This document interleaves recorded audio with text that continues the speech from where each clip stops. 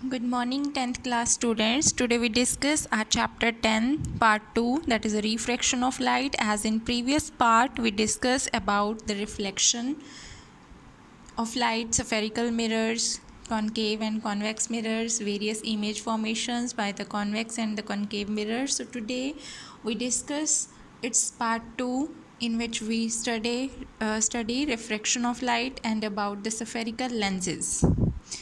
Okay तो firstly इसमें हम डिस्कस करेंगे refraction of light. Refraction of light topic में सबसे पहले आप कुछ बेसिक समझिए। सपोज हमारे पास दो मीडियम है, this is a interface, interface बोलते हैं हम that separation line which separate the two media. Here we take two medium air and suppose this one is a glass. Air जो है उसे हम लेते हैं rarer medium. Rarer medium means जो ज़्यादा डेंस ना हो, और this glass is a denser medium. Okay, तो इसमें हमारे पास दो मीडियम है, एक हमने लिया एयर, एक हमने लिया ग्लास। एयर जो है वो रेयर मीडियम है, दूसरा हमने ग्लास लिया है जिसे हमने लिया है डेंसर मीडियम। सपोज इसमें क्या है, कोई भी एक इंसिडेंट रे, ये इंसिडेंट रे आ रही है, इंसिडेंट रे जो है इस पर स्ट्राइक की, ये हमारे पास क्या है नॉर्मल। यहाँ पे इस स्ट्राइक करने के बाद आफ्टर स्ट्राइकिंग, जब रे रेयरर मीडियम से मींस एयर से आई, आफ्टर स्ट्राइकिंग ये रिफ्रैक्ट कर गई अपने पाथ से।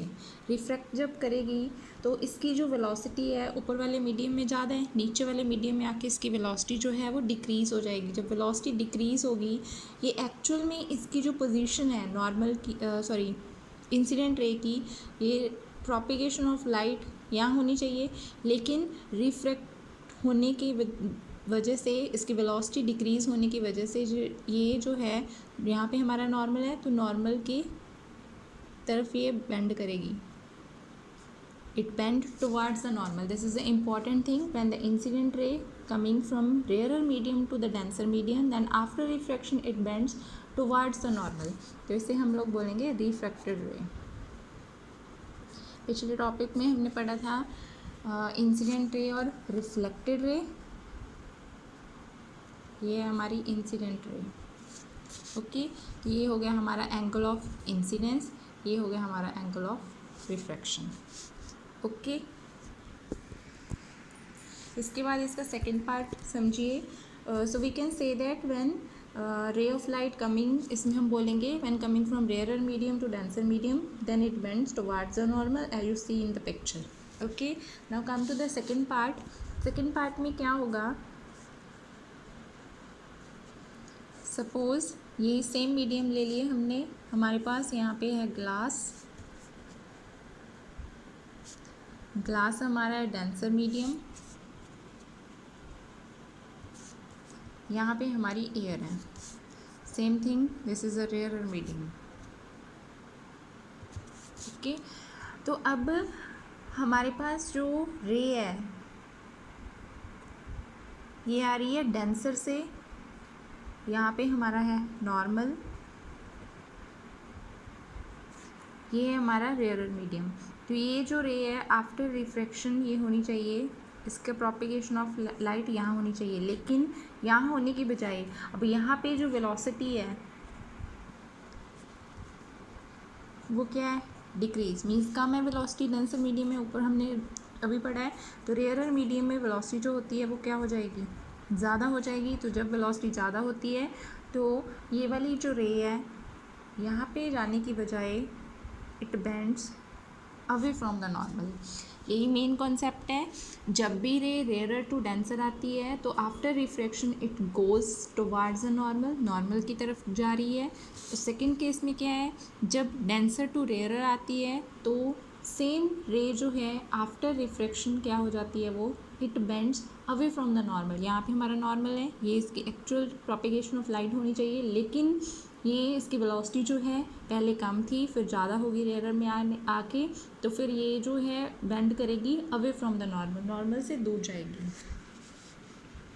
ओके, ये कॉन्सेप्ट दोनों बहुत इंपॉर्टेंट है। Now come to the book. Book में जो है ये आप रीड कर लीजिए, फर्स्ट पेज इसमें कुछ नहीं है। यहाँ पे देखिए डेफिनेशन लिखी हुई है।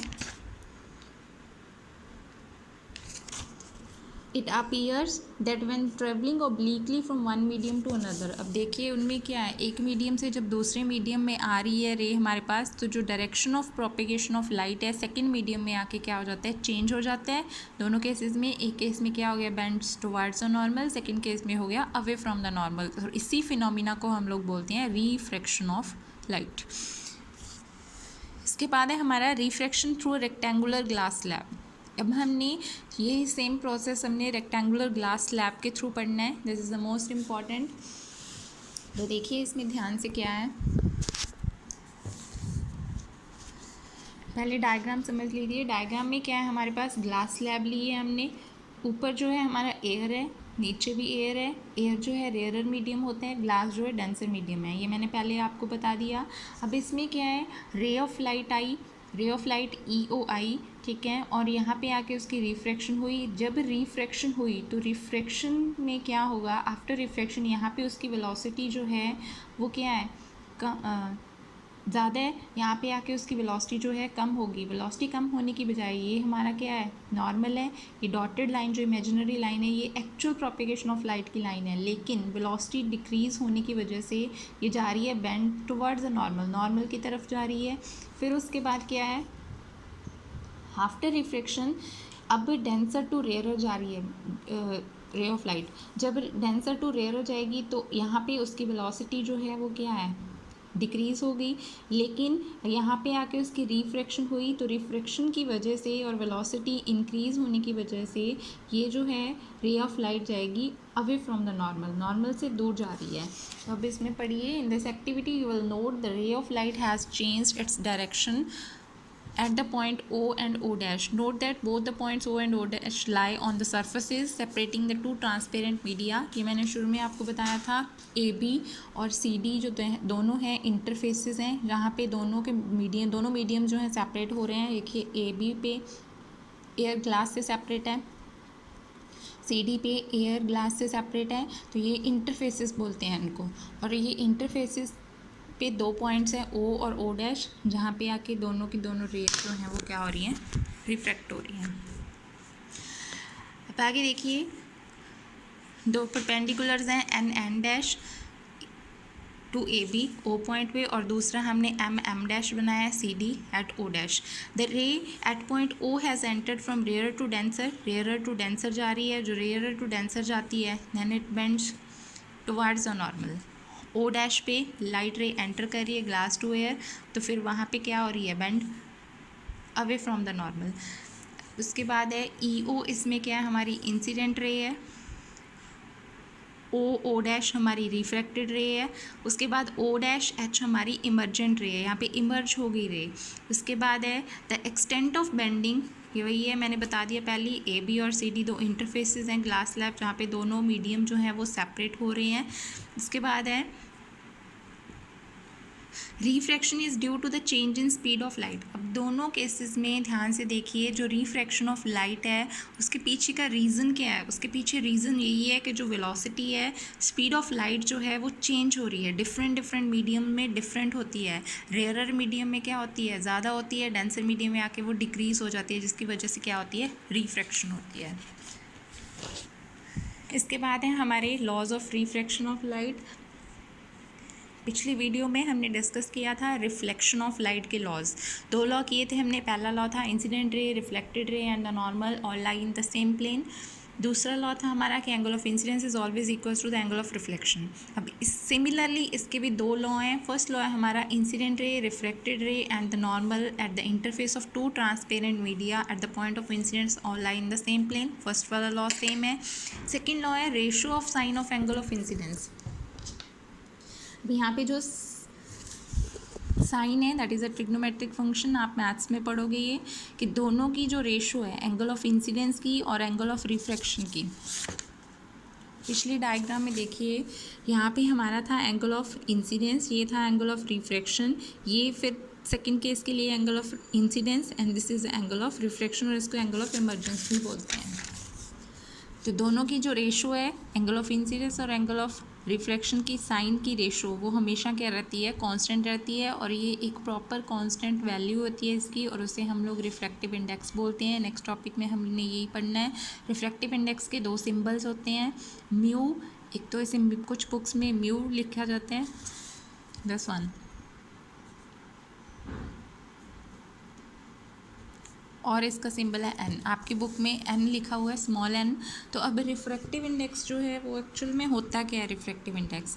पहली बात तो आपको एक चीज़ याद रखनी होगी, you must remember this thing, कि जो लाइट की जो स्पीड है वैक्यूम में, वैक्यूम मीन्स जहाँ पे बिल्कुल भी एयर ना हो, वहाँ पे स्पीड जो है लाइट की वो होती है 3 × 10⁻⁻⁻⁻ मीटर पर second. It's a constant value and you must remember this value.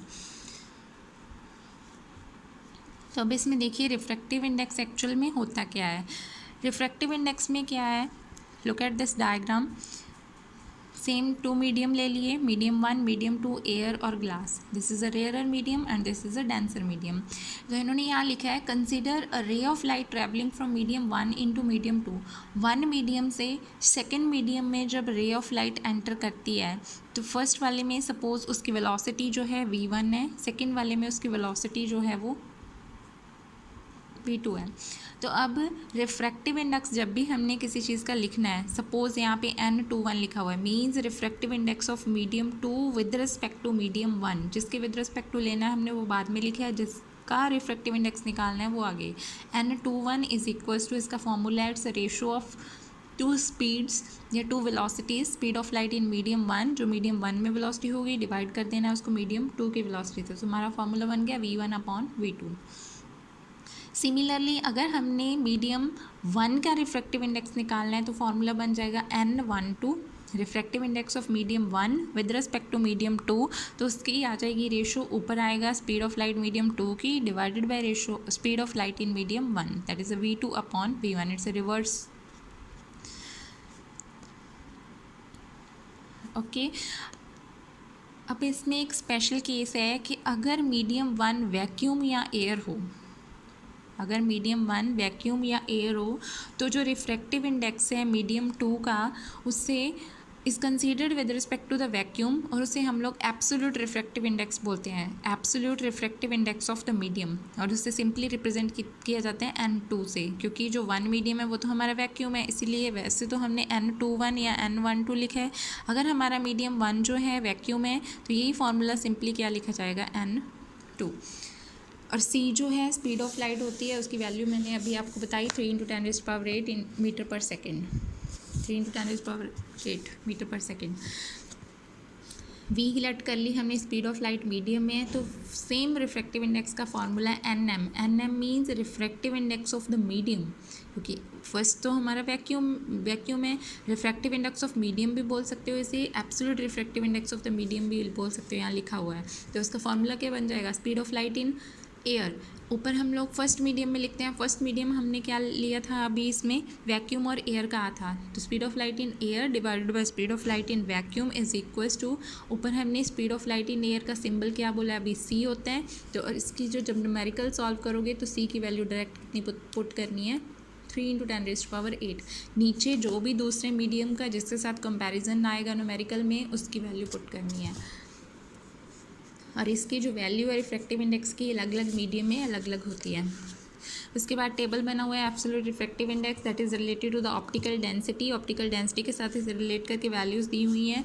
Suppose for example इसमें क्या है, एयर कुछ मटेरियल्स की दी हुई हैं, इसमें से आप एयर, आइस, वाटर, अल्कोहल और डायमंड बस इतने लर्न कर लेना, that sufficient for you. Note from table 10.3 that an optically denser medium may not possess this greater mass density. For example, kerosene having higher refractive index. इसमें देखिए kerosene का refractive index 1.44 है, और water का refractive index 1.33 है। तो इसका मतलब है कि जो लाइट है वो इजीली वाटर में ट्रैवल करती है as compare to the kerosene. यहाँ पे ऑप्टिकल डेंसिटी मींस लाइट से रिलेट किया गया है उसे। सिंपल डेंसिटी आपने लोअर क्लासेस में पहले पढ़ी है, that is equals to mass upon volume. This is not that density, this is optical density. Optical that is related to the light. तो यहाँ पे जो ऑप्टिकल डेंसिटी है वो वाटर की ज़्यादा है as compare to the kerosene, क्योंकि लाइट जो है इजीली किस में से ट्रैवल करती है, वाटर में, क्योंकि optical density refractive index water का क्या लेस है as compare to the kerosene. इससे रिलेटेड कोई क्वेश्चन नहीं आता ऑप्टिकल डेंसिटी से, इट्स बस जस्ट रीड कर लेना इसे। Now come to the next topic, that is a refraction by spherical lenses.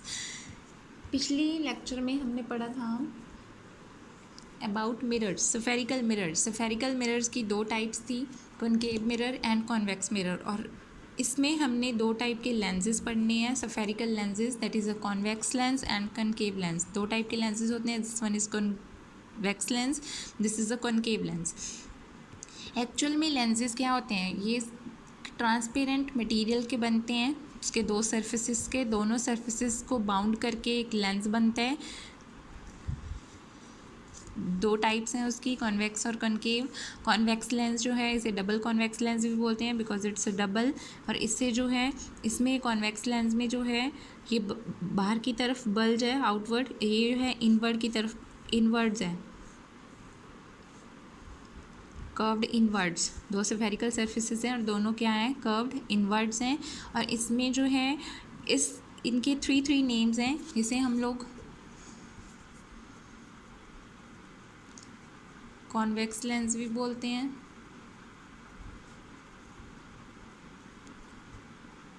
Double convex lens भी बोलते हैं, कुछ टू सर्फेसिस हैं, और कन्वर्जिंग लेंस भी बोलते हैं। पेपर में तीनों में से कोई भी नेम लिखा हो सकता है, कंफ्यूज नहीं होना है। और ये वाला जो है इसके भी थ्री नेम्स हैं, concave lens, double concave lens, and third one is diverging. Diverging converging का मतलब क्या है, इसमें रेज कन्वर्ज हो रही हैं एक पॉइंट में, इस पर डाइवर्ज हो रही हैं, दूर दूर जा रही हैं। इसमें लिखा हुआ है, आप सारा ये रीड कर लेना। ये वाला जो लेंस है कॉन्वेक्स लेंस जो है, ये कॉन्वेक्स लेंस को अगर हमने इसकी डेफिनेशन लिखनी हो कॉन्वेक्स लेंस की, तो इसे हम लोग बोल सकते हैं कि it is thicker at the middle से थिक है, और एजेस से क्या है, थिन है। ये इसका रिवर्स है, it is thicker at the edges and thin at the middle. उसके बाद कुछ टर्म्स हैं वो समझिए आप, जैसे हमने पिछले मिरर्स के केस में की थी। कुछ डेफिनेशंस पोल पढ़ा था हमने, centre of curvature, radius of curvature, focal length, principal axis, principal focus. Similarly इसमें भी कुछ टर्म्स होती हैं। Now look at the first है हमारे पास सेंटर ऑफ कर्वेचर। पहले इस लेंस को देखिए, लेंस के दो सरफेसेस हैं, तो ये जो स्फेरिकल लेंसेज हैं ये सफ़ियर की फॉर्म है। तो अगर मैं इनको सफ़ियर ड्रॉ करूँ, इमेजिनरी सफ़ियर्स, तो इसके जो है दो सेंटर ऑफ कर्वेचर बनेंगे, एक इस साइड और एक इस साइड इसका सेंटर होगा। इसे हम लोग सेंटर ऑफ कर्वेचर बोलते हैं, इसे बोलते हैं सेंटर ऑफ कर्वेचर। और इसका जो सिंबल है उसे हम लोग कैपिटल C बोलते हैं।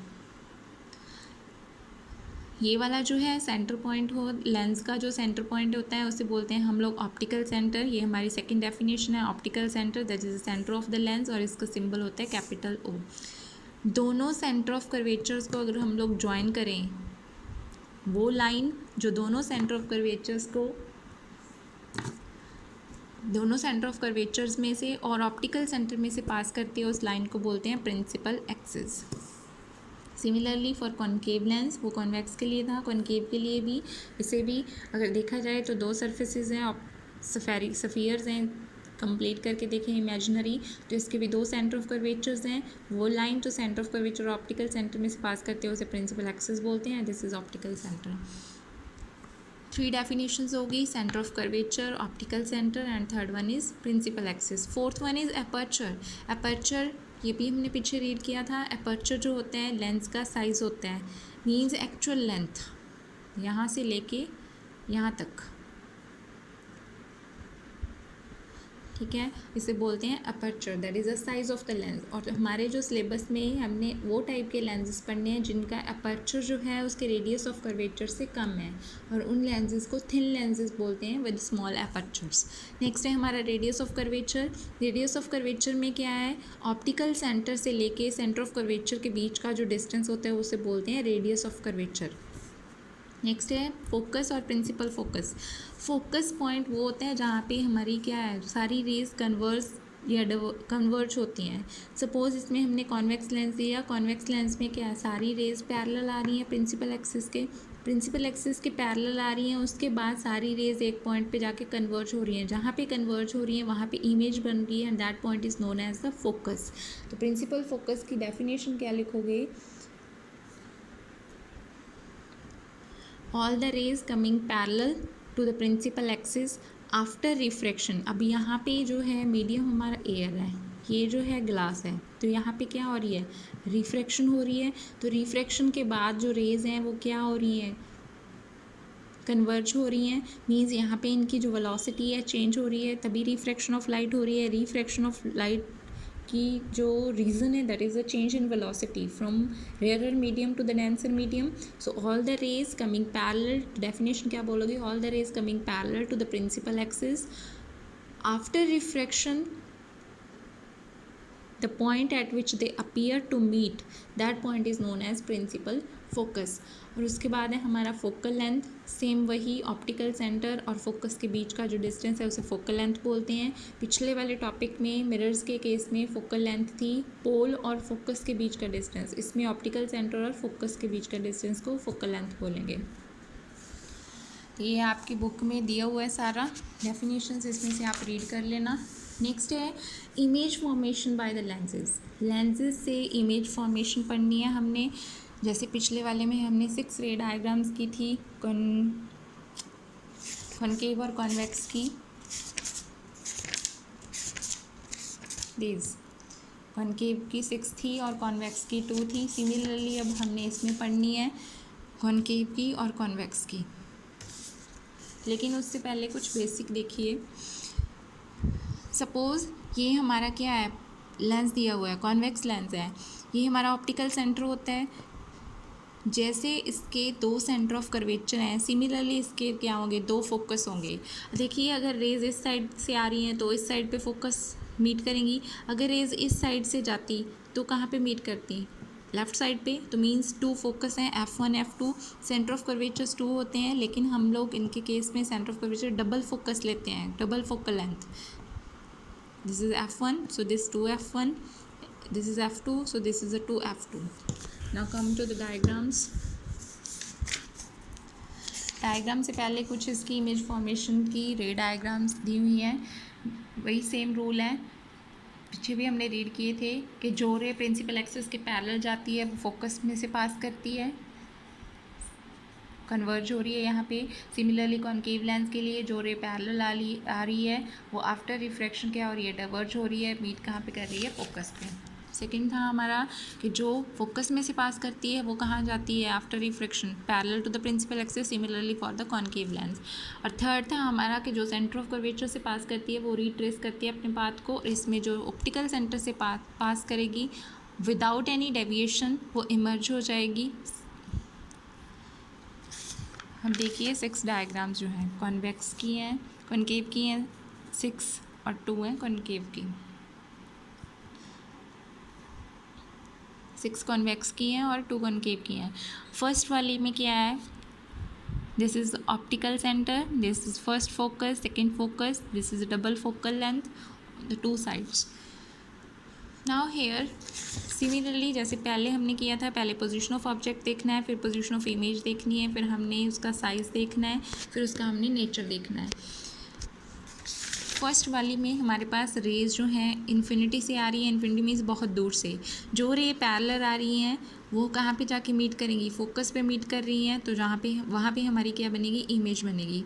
अब यहाँ पे ऑब्जेक्ट जो है उसकी हम पोजीशन क्या क्या कहेंगे, position of the object that is at infinity, और इमेज कहाँ पे बन रही है, एट F2 बन रही है। उसके बाद थर्ड हमने देखना था कि उसका जो साइज़ है वो क्या होगा, इट्स डिमिनिश्ड साइज़, बहुत स्मॉल, हाईली डिमिनिश्ड साइज़ है, पॉइंट साइज़।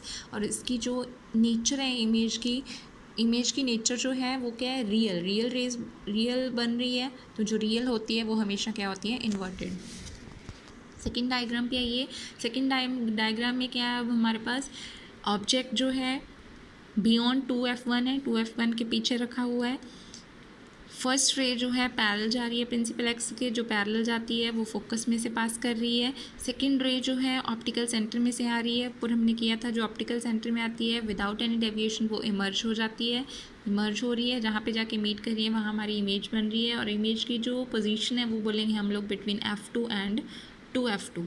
और इसका जो साइज़ है वो क्या है, डिमिनिश्ड है। और जो इसका नेचर है वो क्या है, इन्वर्टेड। और जो इन्वर्टेड है वो रियल होती है। ये आप पीछे रीड कर लीजिए, between F2 and 2F2, diminished and real and inverted.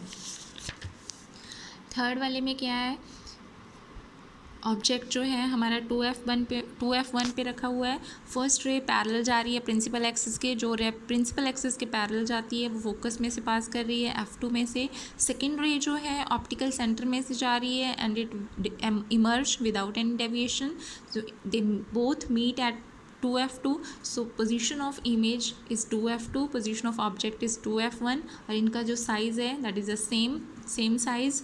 ये हमने पिछले वाले में क्या था, जब सेंटर ऑफ कर्वेचर पे ऑब्जेक्ट रखा था तो इमेज जो थी वो सेंटर ऑफ कर्वेचर पे ही बनी थी। इसमें क्या है, जब 2F1 पे रखी ऑब्जेक्ट तो 2F2 पे क्या बन रही है, इमेज बन रही है। सेम इसका साइज़ है और इसका जो नेचर है that is a real and inverted. Look here, at 2F1, at 2F2, same size, and this is real and inverted. Now come to the fourth वाली में क्या है, हमारा ऑब्जेक्ट जो है F1 और 2F1 के इन बिटवीन रखा हुआ है। फर्स्ट रे जा रही है parallel to the principal axis, जो रे पैरेलल जा रही है प्रिंसिपल एक्सिस के वो 2F2 के बीच में से पास कर रही है, सेकंड ऑप्टिकल सेंटर में से पास कर रही है, then it emerge without any deviation, तो मीट कर रही हैं beyond 2F2।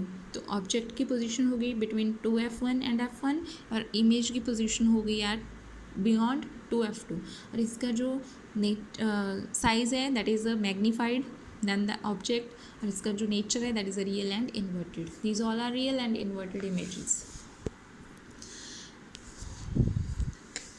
Now come to the next. इसमें क्या है, हमारे पास जो ऑब्जेक्ट है वो हमने कहाँ रखा हुआ है, एट F1 फर्स्ट फोकस पे रखा, फर्स्ट रे पैरेलल गई प्रिंसिपल एक्सिस के, that it goes after refraction passes through the F2। Second ray optical centre में से जा रही है, और ये जो दोनों रेज हैं अब कहाँ पे मीट करेंगे जाके, एट इन्फिनिटी। तो मीन्स जब ऑब्जेक्ट F1 पे होगा इमेज कहाँ पे बनेगी, इन्फिनिटी पे। इसका जो साइज़ है वो क्या होगा, हाईली मैग्नीफाइड, और इसका नेचर है real and inverted. Look here, at F1 at infinity, infinitely large, highly enlarged because it form at infinity, it's real and inverted. Last diagram है कॉन्वेक्स लेंस की। इसमें ऑब्जेक्ट जो है हमने बियॉन्ड 2F1 के पीछे रखा। फर्स्ट रे जो है, sorry here is object, this one AB। Object जो है ऑप्टिकल सेंटर और F1 के बीच में रखा हुआ है। First ray goes parallel to the principal axis and after reflection it passes through the F2 first focus, here is F1 नहीं ठीक है F2। सेकेंड रे passes through the optical center, और जो ऑप्टिकल सेंटर में से पास करती है वो इमर्ज होती है विदाउट एनी डेविएशन। तो अब ये रेज जो है राइट साइड पे नहीं मीट करेंगी, they extend back, so image is formed at beyond 2F1 के पीछे, means on the same side as that of the object. जिस साइड हमने ऑब्जेक्ट रखा था, it's special diagram, special case. तो जहाँ जब 2F1 के F1 और ऑप्टिकल सेंटर के बीच में ऑब्जेक्ट रखोगे तो उस केस में जो इमेज है सेम साइड पे बनेगी जिस साइड पे हमने क्या रखा हुआ है, ऑब्जेक्ट रखा हुआ है।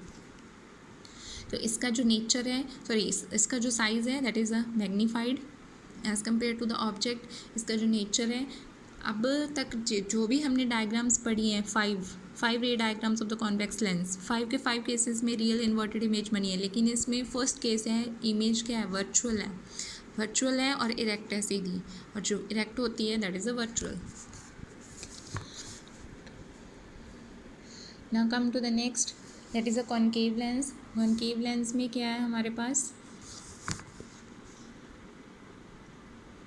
फर्स्ट वाली डायग्राम में हमारे पास जो ऑब्जेक्ट है वो कहाँ पे रखा हुआ है, इन्फिनिटी पे रखा हुआ है ऑब्जेक्ट. इन्फिनिटी पे ऑब्जेक्ट रखा, रेज जो है पैरेलल आ रही है प्रिंसिपल एक्सिस के पैरेलल आती हैं. तो ये वाला जो लेंस है that is a diverging lens, इसमें रेज डाइवर्ज हो रही हैं, दोनों साइड मीट करेंगी एट F1. तो F1 पे मीट कर रही हैं. इसका जो नेचर है that is a relative size जो है इसका हाईली डिमिनिश्ड साइज़ होगा, और इसका जो नेचर है वो है वर्चुअल और इरेक्ट है.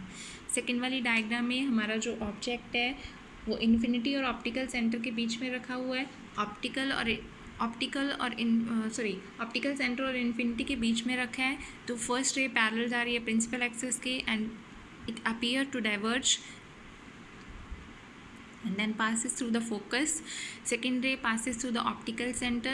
Both meet between F1 and the optical center. So means formation of image is between focus and optical center. इसका जो size है that is a diminished. और इसके बाद इसका जो nature है वो क्या है, erect and virtual. 3 डायग्राम्स हैं जिनमें वर्चुअल और इरेक्ट बन रहे हैं, एक कॉन्वेक्स की और 2 कॉनकेव की, बाकी सारी में रियल और इन्वर्टेड है.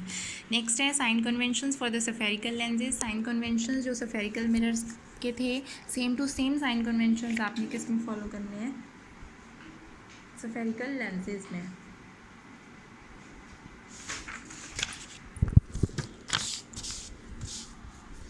इसके बाद है हमारा टॉपिक लेंस फार्मूला. उस दिन हमने पढ़ा था mirror formula. These both are important for the higher classes. Mirror फार्मूले में क्या था हमारा, 1/f equals to 1/v plus 1/u. ये था हमारा focal length, this is object distance, this is the image distance.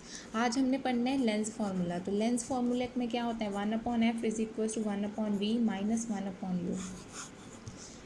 Similarly this is a focal length, this is image distance and this is a object distance. तो अगर आपको 1 marks में आता है कि डिफाइन लेंस फार्मूला, तो आपने लिखना है lens formula is defined as the relation between the focal length, object distance and the image distance. Same sign conventions आपने फॉलो करने हैं, न्यूमेरिकल्स में ये फार्मूला यूज़ होगा. उसके बाद हमारा नेक्स्ट टॉपिक है मैग्नीफिकेशन.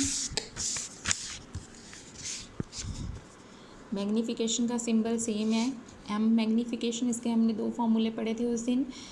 एक तो था इट्स मैग्नीफिकेशन एक्चुअल में क्या है, it determine the size of the image. तो इसमें क्या है, ऊपर हमने हाइट लेनी है इमेज की, नीचे हमने हाइट लेनी है ऑब्जेक्ट की. Suppose this is the image, height of image, this is the height of object. और सेकंड फार्मूला है ऑब्जेक्ट डिस्टेंस और इमेज डिस्टेंस से रिलेट करें हम लोग, दिस इज़ अ v/u. उस दिन हमने फार्मूला पढ़ा था h'/h मिरर के लिए, और सेकंड था -v/u. जब दोनों को कंपेयर किया था तो हमारे पास ये बना था.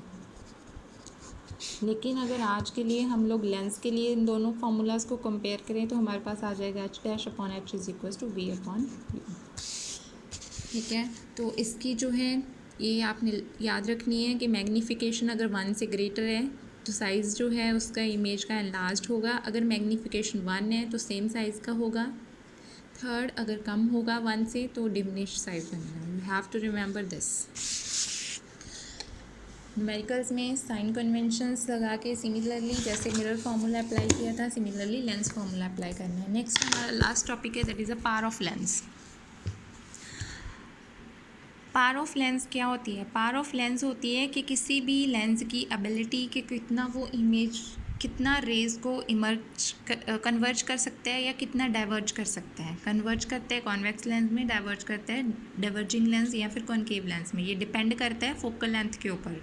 फोकल लेंथ के ऊपर डिपेंड करता है. फोकल लेंथ थी distance between the focus and the optical centre, principal focus and the optical centre. जैसे इसमें देखो डेफिनेशन लिखी हुई है, the power of lens is defined as the reciprocal of its focal length.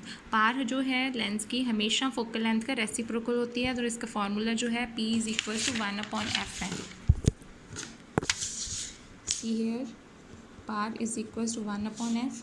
Power की जो unit है वो होती है डायोप्टर। सिम्बॉलिकली B से सिंबल है इसका। फोकल लेंथ जब